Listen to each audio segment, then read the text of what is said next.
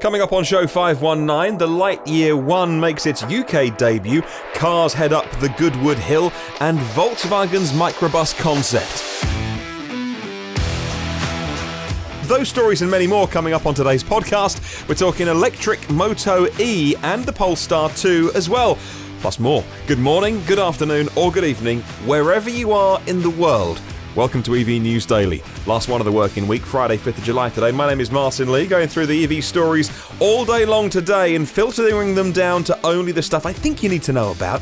I do my best. Thank you as always to myev.com. They do help me make this show. It is the world's first marketplace, all about buying and selling and learning about EVs along the way as well. Check them out at myev.com and maybe, just maybe, you'll find your dream EV on there.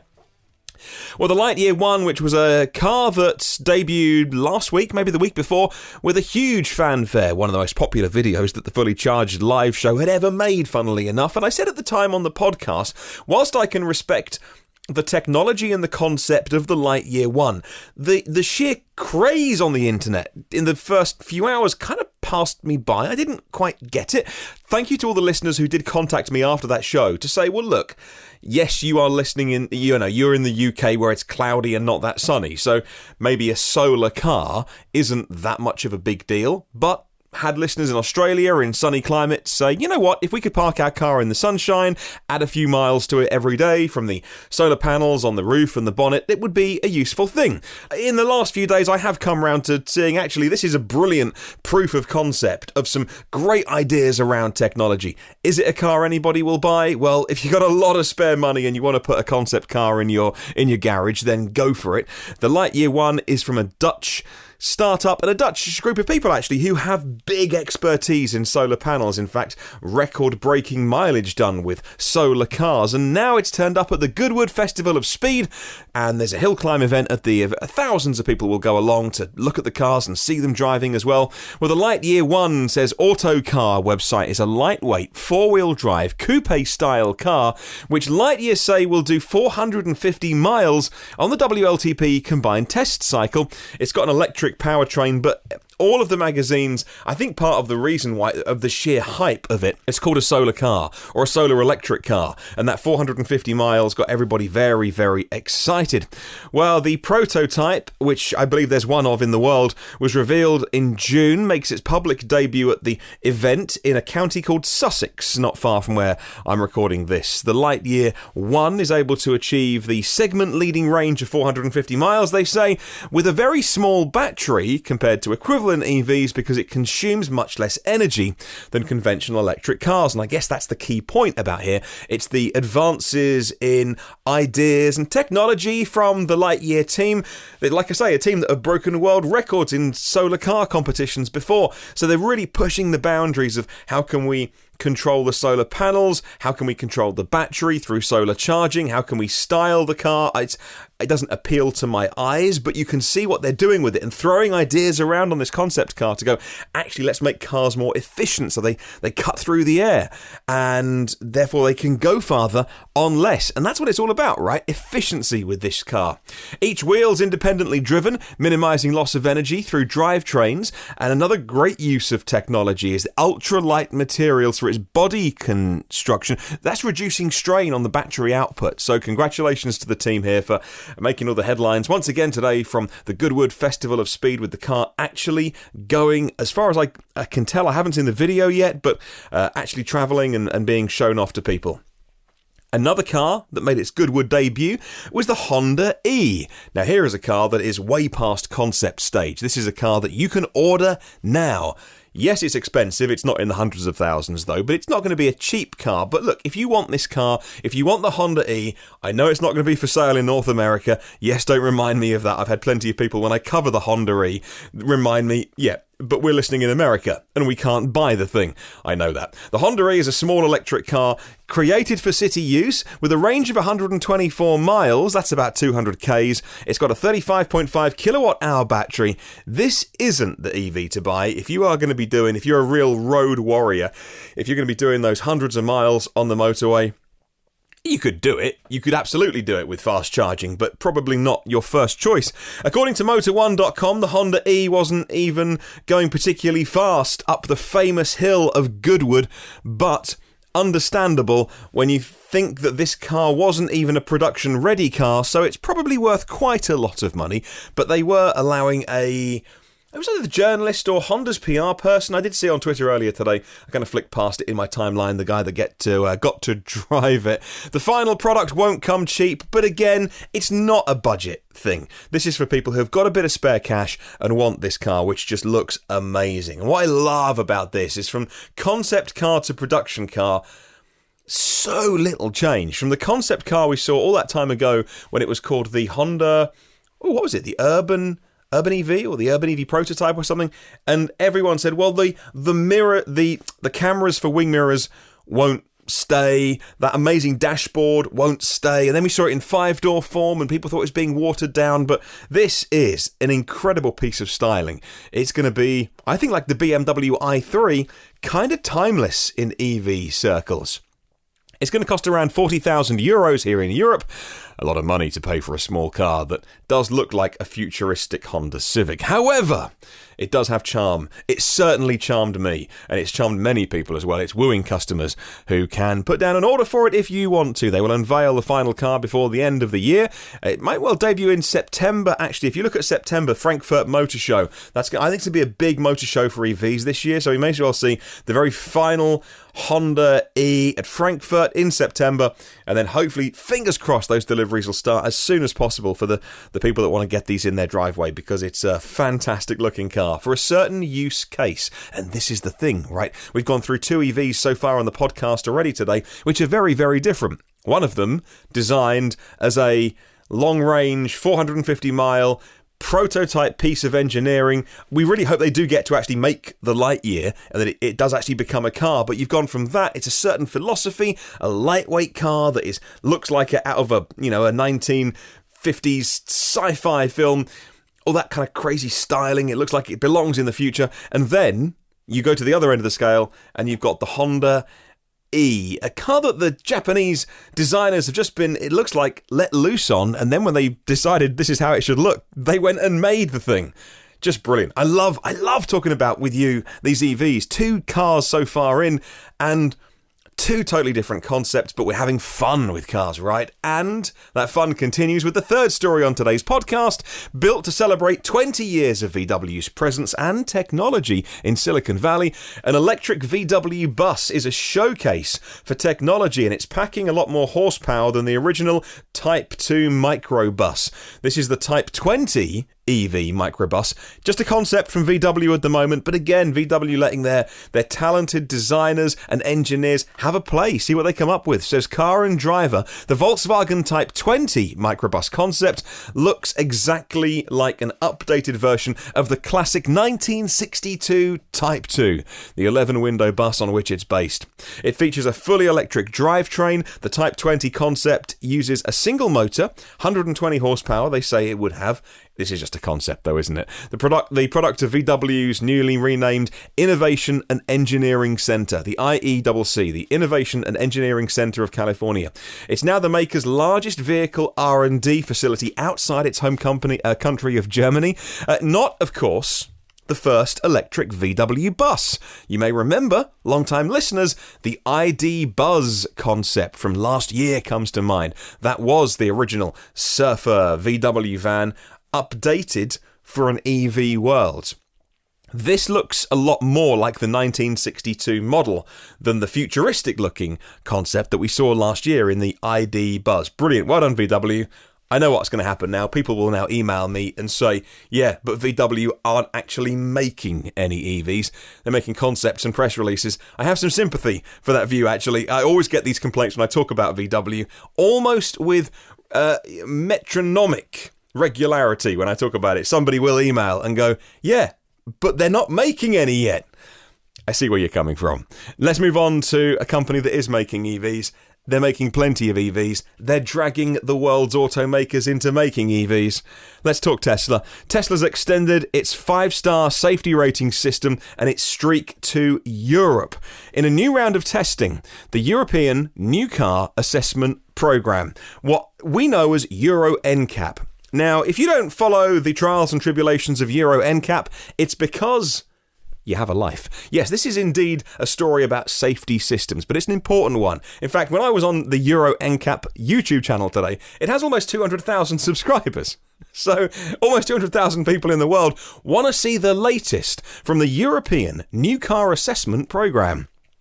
Euro NCAP's been around a long time now, and it's really important to European buyers to know how safe their cars are. Well, the Model 3 has achieved, you won't be surprised to hear, the highest rating. It's got a 5-star rating. You can watch a video of the Euro NCAP crash test right now. I'll put a link to the TechCrunch article, and you can watch the video on there. It's a couple of minutes long. Some people think these videos are fun. For me, I just sort of feel kind of sorry, because obviously to crash test a car, you have to build one and then pummel them. And, I'd love a Model 3. I can't afford one, but...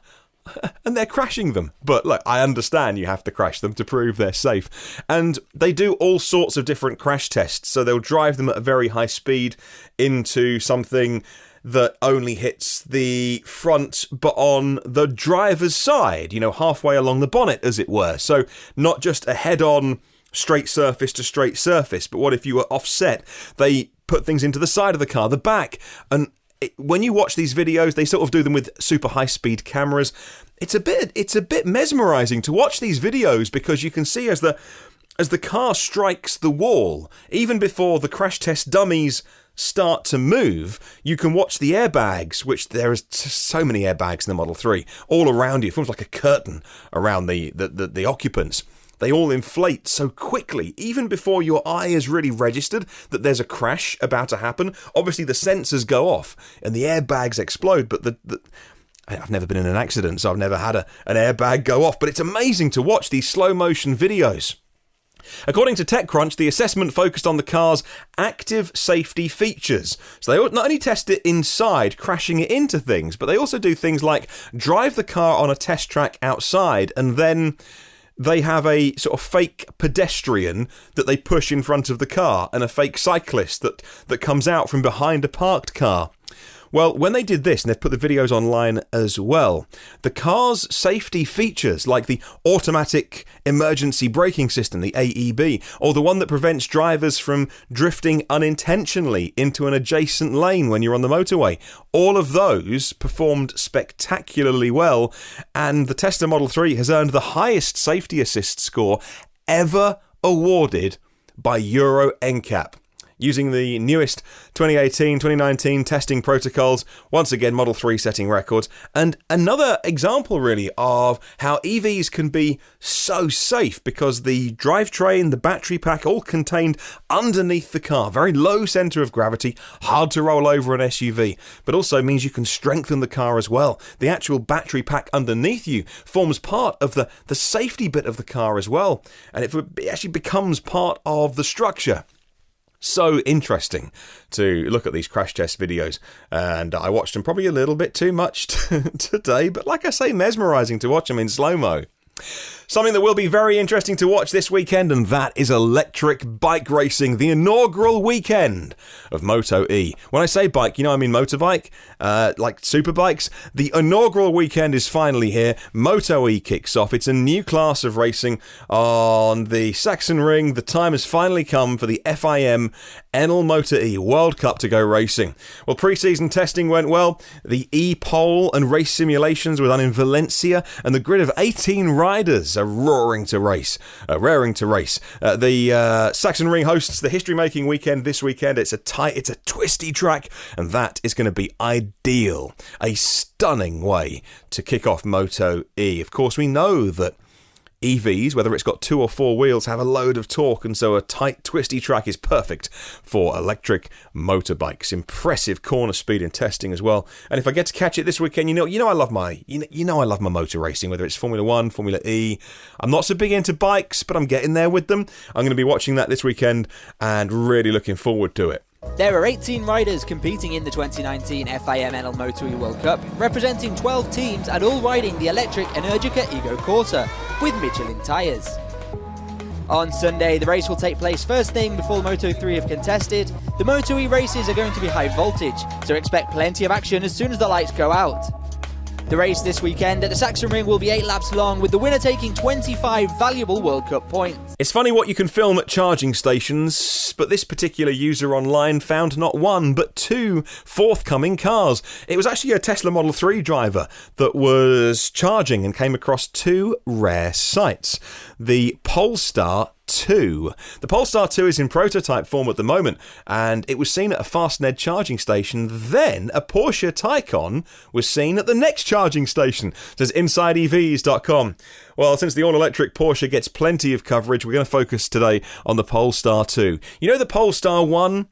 That's going to be the hybrid. It's got a big engine, but also it's got a big battery and a big motor. This is their first toe in the water. The Polestar 2, that's going to be the car that is the same size as the Model 3, the same price as a Model 3, and it's going to be the car that Polestar hopes will tempt buyers away from BMW 3 Series, Mercedes C-Classes and Audi A4s. The 2 black prototypes out on the road and spotted. They're going to be available in 2020, so they're now doing road testing and charging testing. They look amazing. The cars are really attractive.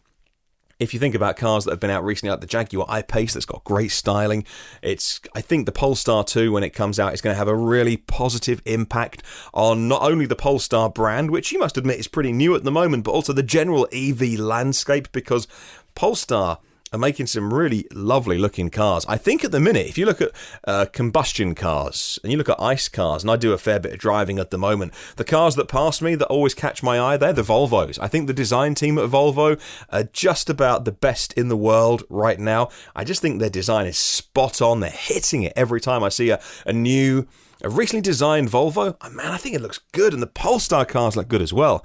Polestar 2 specs, of course, pure electric, no hybrid for these. 78 kilowatt hour battery. That is 324 pouch cells. They're not using the cylindrical ones like Tesla do. They're using pouch cells for this. Liquid cooled, of course. 311 miles on the European test cycle. They're targeting 275 miles when it goes to the US on the EPA range. 0 to 65, 4.7. I think this one is under 5. So not going to be the best in the world, but really, how quick do you want to go 0 to 60?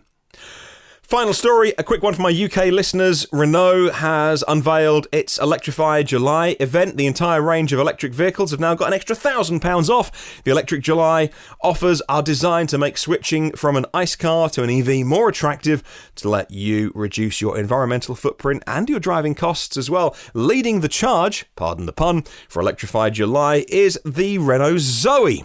The offer's available with £1,000 off now through the month of July. Including the offer, the Dynamic Nav, available from £17,500, and the S Edition from £18,000. The Zoe is the most affordable 4-seater car here in the UK, with a full electric powertrain to buy brand new. And it's probably no big secret, they would like to get rid of some stock, because there's a new, bigger battery one coming, the Zoe ZE50. But really, the rumours say Germany, Europe, they're going to get it soon this summer. UK may have to wait post-Brexit until November. That's not confirmed. We'll wait and see. Moving on to question of the week this week. Thank you very much, because I meant this in the right way. It was with a genuine intent to find out if this is the case, and you have taken it that way, by the way. I thought, oh no, I could be accused of being sexist, but everyone who's replied so far has taken it in the way I intended. I was looking at my stats for the downloads, and 90% of people who listen to this podcast are guys. And so I'm not particularly blokey, you know. Why is that? Like, I think this podcast is pretty neutral in terms of who can listen to this show. So I was asking you, are EVs a guy thing? And I had some brilliant responses this week. You can, if you want to, send me your thoughts. I'll read it out on Sunday. Email me, hello@evnewsdaily.com. Leave a comment on Facebook and YouTube. There are 230 patrons of the show that keep me going. Thank you so much. I appreciate it so much, because you pay the bills of the show.